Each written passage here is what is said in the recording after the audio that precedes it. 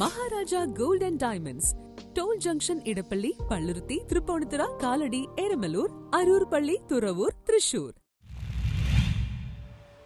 LDF Kochi മണ്ഡലം തിരഞ്ഞെടുപ്പ് convention CPIM കേന്ദ്ര കമ്മിറ്റി അംഗം EP ജയരാജൻ ഉദ്ഘാടനം ചെയ്തു.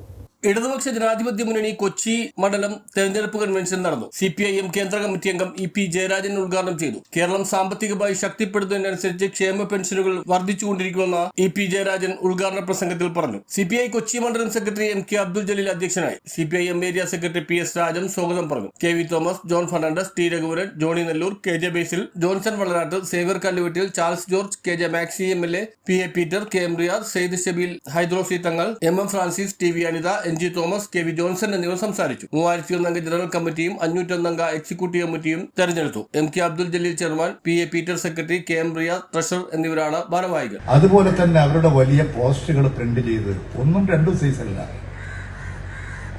വിവിധ തരം പോസ്റ്ററുകൾ പ്രിന്റ് ചെയ്ത് വലിയ ഗോഡൌണിൽ കൊണ്ടുപോയി വെച്ചിരിക്കുകയാണ്.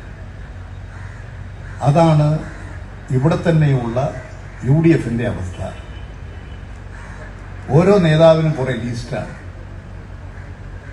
കോൺഗ്രസിന്റെ AICC ആണ് നിയമസഭാ സ്ഥാനാർത്ഥികളെ പ്രഖ്യാപിക്കുക എന്നുള്ളതാണ് അവരുടെ ഒരു നിലപാട്.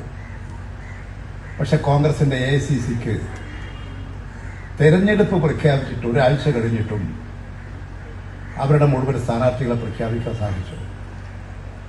ഓരോ മണ്ഡലത്തിലും 3-4 സ്ഥാനാർത്ഥികളില്ലേ, ഓരോ നേതാവിന്റെയും സ്ഥാനാർത്ഥികളില്ലേ, അതിന്റെ കടുത്ത മത്സരങ്ങളില്ലേ. കോൺഗ്രസിന്റെ AICC ആസ്ഥാനത്ത് ഡൽഹിയിൽ അടിപിടിയാണ്. രാത്രിയും പകലുമില്ലാതെ ചില നേതാക്കളുടെ കോളർ പിടിക്കുന്നു, ഷർട്ട് പിടിക്കുന്നു. ചില നേതാക്കളുടെ ഷർട്ടിന്റെ ബട്ടണൊന്നുമില്ല, പിടിവലിയായിട്ട്. കോൺഗ്രസിന്റെ AICC ആസ്ഥാനത്ത് സ്ഥാനാർത്ഥികളെ നിർണയിക്കാൻ ഇപ്പോഴും പൂർത്തീകരണത്തിലെത്താൻ സാധിച്ചു.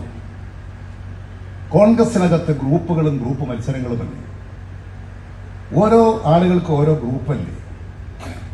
അവരുടെ പ്രമുഖനായൊരു നേതാവ് കണ്ണൂർ പറഞ്ഞു, ഞാൻ നോമിനേഷൻ കൊടുക്കും, മത്സരിക്കും. പിന്നെ കുറെ ദിവസം അതിന്റെ പിന്നാലെയുണ്ട്. എന്തൊരു പാർട്ടിയാണ്! അവർക്ക് ഈ കേരളത്തിൽ ഏത് ജനതയെ നയിക്കാൻ സാധിക്കുക? ആ പാർട്ടിക്ക് ഏതെങ്കിലും ഒരു ജനസമൂഹത്തെ നയിക്കാൻ ത്രാണിയുണ്ടോ? നിലപാട് സ്വീകരിക്കാൻ കഴിയുമോ? News bureau, Thoppumpady.